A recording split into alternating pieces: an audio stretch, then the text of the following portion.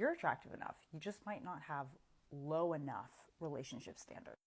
Sierra and Miguel from Love Island Season 6, the first time I've ever seen this show, are a great example of this. And the reason we're looking at reality TV is because reality TV is a form of mass socialization and a way of normalizing dating norms that get in the way of us getting what we want or what we deserve.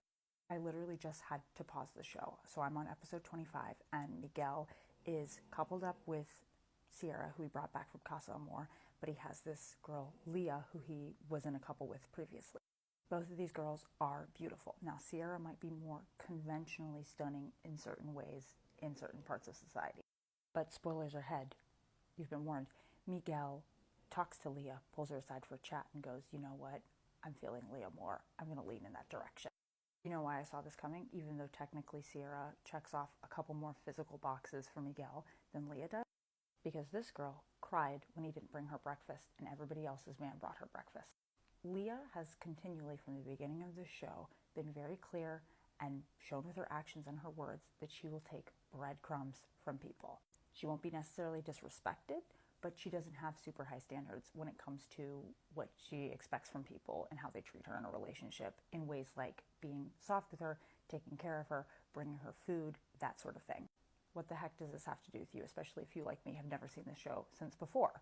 We all date according to scripts. Subconsciously, we may not even be aware of this. Some of us, we make it conscious and we try to push back against it and expand our biases and expand our narrative.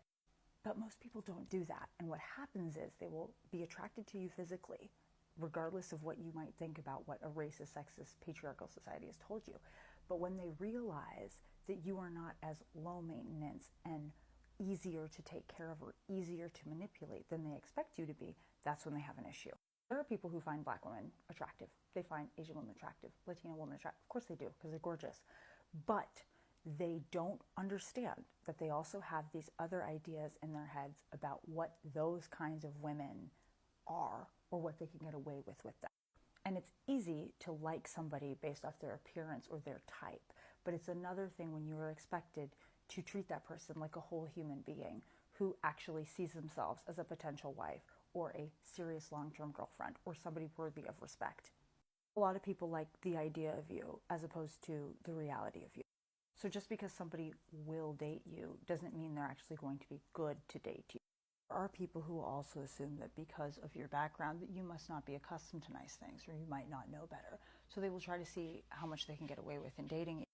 I will never forget being told that, oh, I couldn't have known what a nice wedding looked like because I knew black people. And I was like, oh no, oh no. This person assumed I had only gone to black weddings, and he assumed that black weddings looked a certain way. Who was going to tell him? Not me, because I didn't have time for that.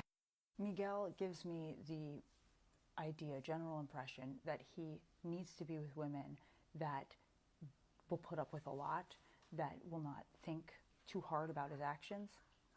That's the dog. There you go. Basically, Miguel doesn't need someone he needs to care for. He needs someone who will put up with him.